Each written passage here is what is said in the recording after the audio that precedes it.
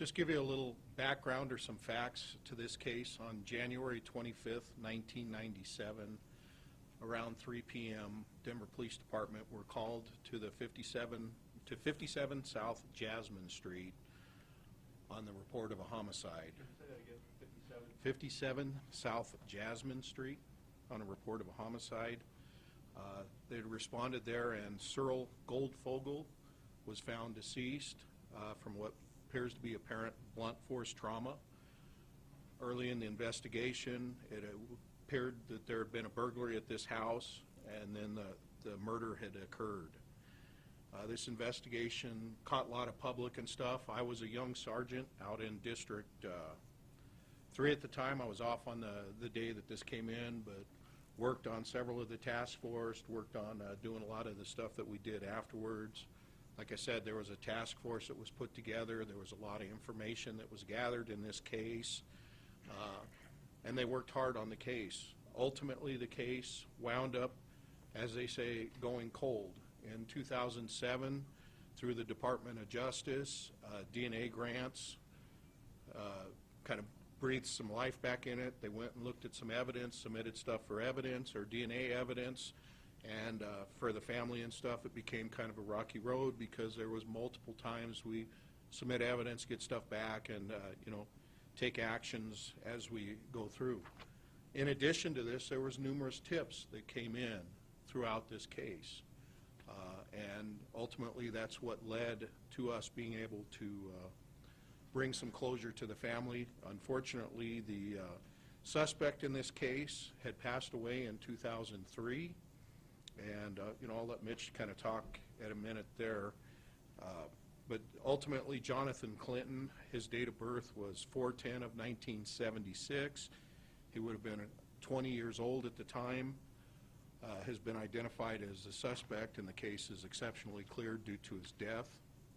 So the family has asked not to use any of their photographs and stuff for them.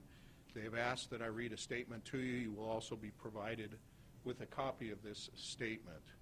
In addition, what they have asked is any questions that you have, if you could direct them to the PIOs, either from Mitch's shop or the Denver Police PIOs, and then we will get those questions to them and make a determination, what answers that they're willing to. I think the statement kind of speaks volumes to what it is, so hopefully I won't mess this up. But 18 years is a brutally long time to live with the pain and uncertainty. Nearly 7,000 sunrises, countless missed weddings, births, and holidays, each tainted by the loss and grief that we couldn't reconcile. The uncertainty was daunting and the senseless brutality unimaginable. The time and circumstances have erased the chance for real justice. All that is left is any solace and closure that comes with finally knowing the truth.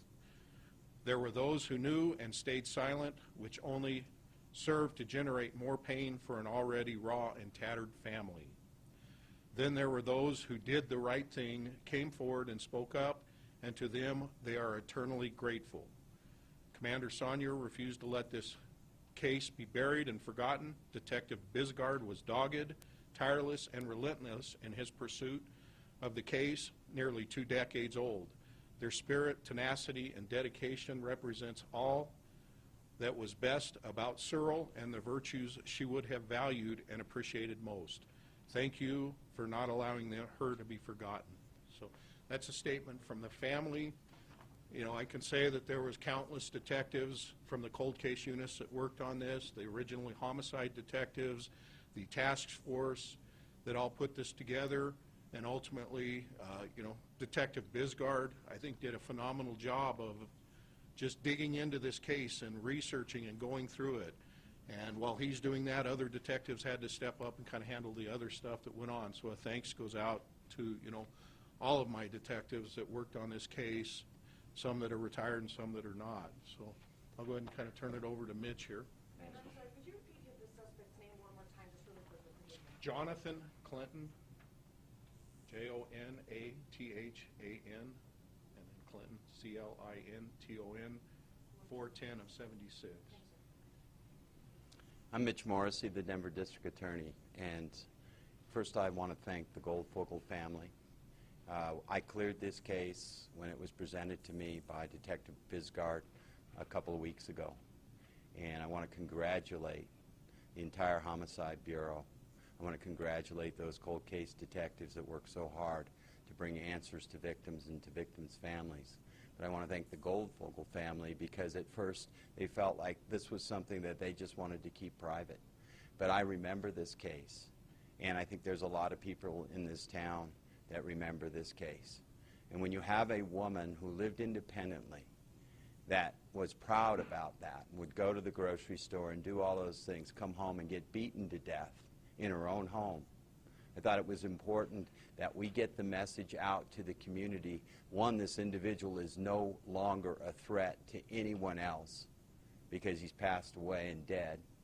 And two, we have solved this case. We've solved it for this family. We've solved it for Denver. This is a family that has been in Denver. They're pioneers. They helped build Denver and make Denver. But no matter who you are in Denver, this type of thing happens. This cold case unit is going to work those cases. And you all know we've solved hundreds of rape, murder cases, and sometimes we can bring the individual to justice and sometimes we can't.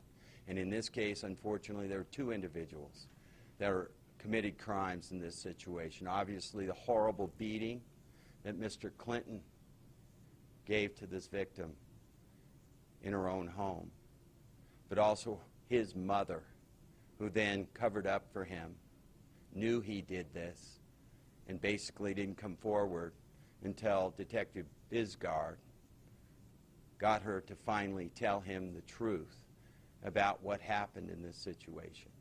Unfortunately, the statute of limitations have run on the crimes that she committed. And all the times we go out to the community and ask for people that know about these crimes to help us.